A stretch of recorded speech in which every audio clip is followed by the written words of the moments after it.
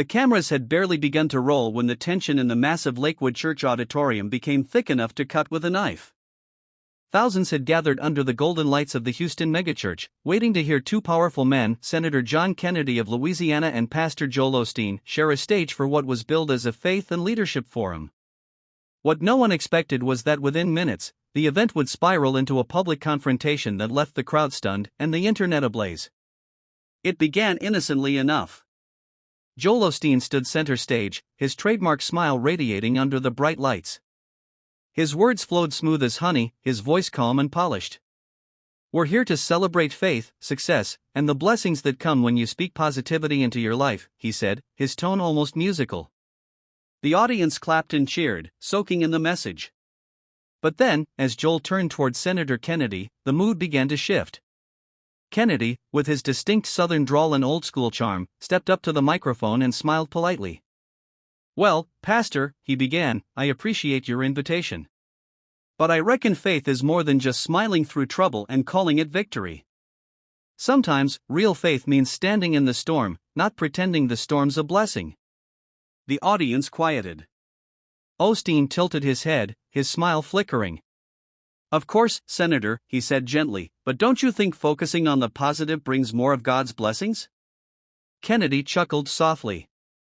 "I think focusing on truth brings God's blessings, Pastor. And sometimes truth don't sound positive at all." A ripple of murmurs moved through the crowd. You could feel the energy in the air shift, admiration from some, unease from others. Kennedy went on, his tone steady but fiery.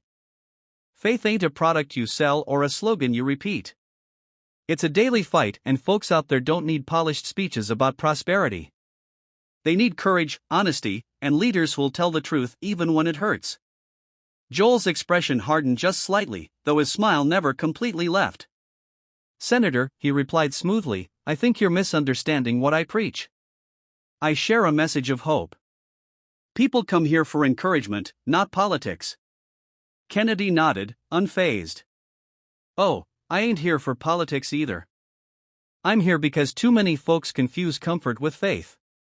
Jesus didn't tell Peter, name it and claim it. He told him, pick up your cross. And sometimes, that cross is heavy." That's when Joel gave the signal. Few noticed it, just a small nod to a man standing off stage in a black suit. Within seconds, two security guards began walking toward Kennedy. The crowd gasped as one of them whispered, "Sir, we need to escort you out." Kennedy's blue eyes widened in disbelief. "Remove me? For quoting scripture?" Joel stepped forward, his microphone still on. "Senator, we're not here to debate theology. This is a positive environment.